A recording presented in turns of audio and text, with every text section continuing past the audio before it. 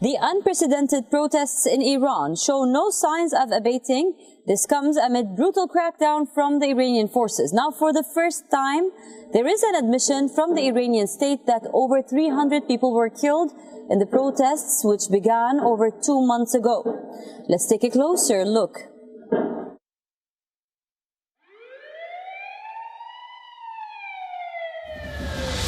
For weeks, Iranian authorities refused to acknowledge it. Now, finally, an admission.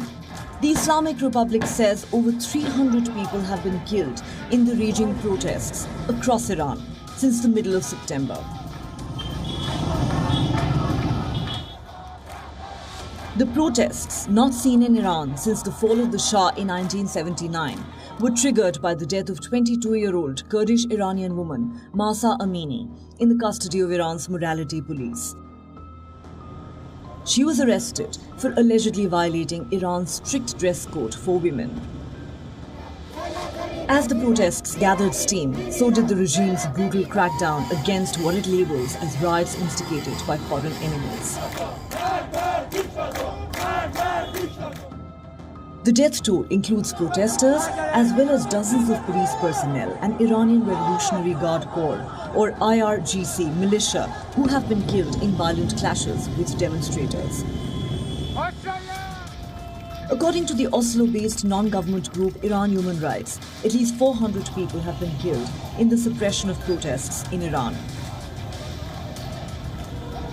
The human rights activists' news agency pegs that figure above 450, adding that over 18,000 protesters have been arrested. It's a story being watched closely by the world. What made global headlines this week was the arrest of the niece of Iran's supreme leader Ayatollah Ali Khamenei. Farideh Murad Khani, an engineer whose late father was a prominent opposition figure married to Khamenei's sister, is a well-known rights activist. In a video posted on the social media, one that quickly went viral, Murad Khani called on foreign governments to cut off all ties with Tehran over its violent crackdown on the popular unrest. She described the regime as a murderous and child-killing regime that only cared about holding on to power through the use of force. Farideh Murad Khani is not the only high-profile Iranian national to have been arrested in recent weeks for either participating in or supporting the protests. The long list includes activist and blogger Hossein Ronaghi, who was arrested and subsequently released on bail to undergo medical treatment amid growing concerns over his health after he went on a hunger strike last month. Dissident rapper Toomaj Salehi has been charged with corruption on earth and could face the death penalty. The 31-year-old has also been accused of spreading propaganda, cooperating with a hostile government, and incitement to violence. Salehi was arrested last month after he posted videos of himself protesting. He also released clips of raps in support of the unrest. Salehi had stated that Iranians were living somewhere horrific and dealing with a mafia that is ready to kill the entire nation in order to keep its power, money, and weapons.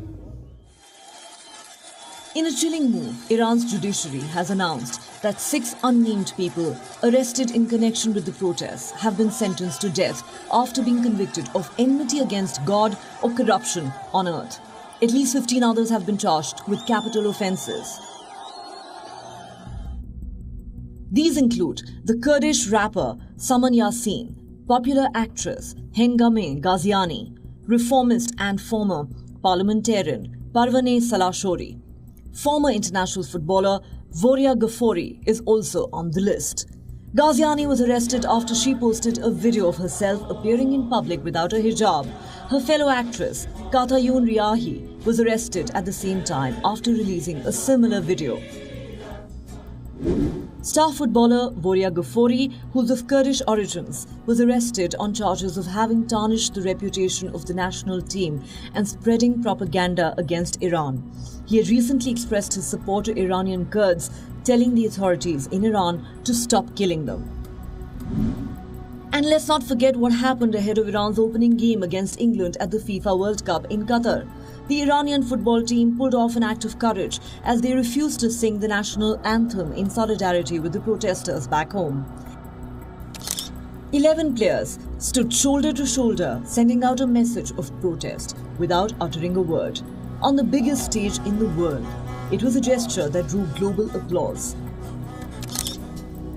However, 4 days later, things changed. When Iran faced Wales, the players did not protest. They all sang the national anthem as Iranian fans cried in the stadium.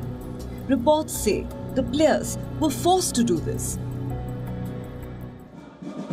As the Iranian Revolutionary Guard Corps, a branch of the Iranian armed forces which enforces the will of Ayatollah Khamenei, gave a dressing down to the Iranian team, even threatened the players who were allegedly told that their families would be imprisoned and tortured if they refused to sing the anthem one more time.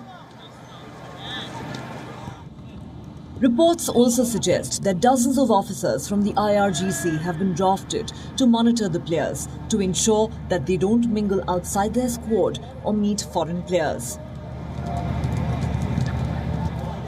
The uprising which Iranian authorities are using brutal force to quell poses possibly the strongest challenge to Iran's clerical establishment since the 1979 Islamic Revolution. The demonstrators from all walks of life have questioned the Islamic Republic's legitimacy. Many have burned pictures of the supreme leader and called for the downfall of Iran's Shiite Muslim theocracy. The protests have primarily focused on women's rights. Mahsa Amini was detained by the morality police for attire deemed inappropriate under Iran's Islamic dress code. But the demonstrators have also called for the fall of the supreme leader. Iran has blamed foreign enemies and their agents for the unrest, claiming it has proof that Western nations were involved in fueling the protests. Recently, the United Nations' top human rights body voted to appoint a probe into Iran's deadly crackdown on the anti-government protests. Iran was quick to reject the investigation, saying it would not cooperate. Even as the crackdown, which has drawn global condemnation, continues, it is clear that the people of Iran have had enough and are no longer willing to submit to the regime or have their rights trampled upon. Bureau Report, The West Asia Post. WION World is One.